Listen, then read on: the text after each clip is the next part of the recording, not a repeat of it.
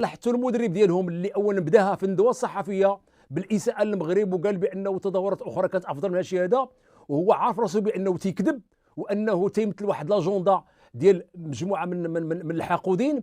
فكانت في اي خطا اللي صفر عليه الحكم تيبين واحد عدم الرضا، بحال تيقول لهم ودي داكشي اللي قلت لكم راه هو اللي كاين، بانه المغرب راه درنا واحد الامور في التنقل وبانه ما جابش الامن وعطانا واحد الملعب ديال التدريب اللي ما بغيناش ندربوا فيه. يعني في الندوه الصحفيه دار مؤشرات على انه قد يتعرض لشي حاجه ماشي هذيك، ولينا تنسمعوا حتى يكون عطيهم الكاس. هادشي كله غيأثر في النفسيه ديال اللاعبين. ما عندناش عيب. جات الخطا اللي ترتكب حق حكيمي، اللاعب دفع بيدو بجوج وسجل الهدف، ترفض ولا تيقول لك لا ماشي معقول لانه الان تظلموا، هو في الملعب ما شايف شيء.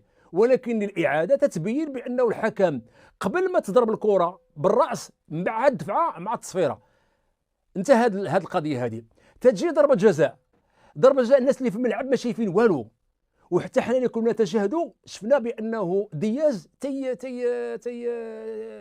تيتشكى بانه راه جرو. لما دازت الاعاده بينات بوضوح انه داروا بحال داك ديال الجيدو ايبون جرو، وهذاك اللي جرو هو اللي ضرب كره بالراس، بحيث انه ممكن الكره تكون غادا عند دياز. اذا ضربه جزاء يعني اي حكم مبتدئ غيصفرها، والا غادي نقولوا بانه راه ما يمكنش تصفر ضربه جزاء. يعني انك تخبط واحد وتجرو من عنقه وتضرب الكره وغنقولوا ما كاينش ضربه جزاء. ولكن هنايا وقعت القيامه، بحيث انه وصلنا لواحد المستوى رديء ديال الممارسه على المستوى الافريقي، وعلى الخصوص هذاك المدرب ديال السنغال بين على واحد الحقد وبين على واحد سوء الخلق في هذيك المقابله وتيشير بيديه. والاكثر من هذا طلب ان اللاعب يخرجوا. هذه العمليه كلها ستؤثر على اللاعبين ديال الفريق الوطني المغربي. ولكني في هذه اللحظه هذه شنو تيخص يكون؟ تيخص يكون الستاف ديال الفريق الوطني المغربي على رأس المدرب يكون رزين. الحكم لما تيكون داك اللاعبين من الفريقين واحد تيقول له ضربه جزاء وواحد ماشي ضربه جزاء، ولما تيمشي للفار لما جا الحكم وعلن ضربه جزاء انتهت المهمه ديال وليد الركراكي مع داك الشنآن. غنمشي لعند اللعابه ديالي، ما نمشي عند المدرب بقى نشرح ليه، ما عادش نشرح ليه. واش غنشرح ليه باش يقول لك لا يا راه عندك الحق راني كنت غلط؟ انت مشيتي لعنده واحد عادي يكمل. اذا هذه اللحظه هذه اللي كان خاصنا نكونوا اللاعبين ديالنا، وحنا اللاعبين ديالنا حتى هما هذا تيرغب هذا وتيجر هذا، علاش نرغبوهم؟ ما يديروا اللي بغاو، يمشيو يشربوا البحر.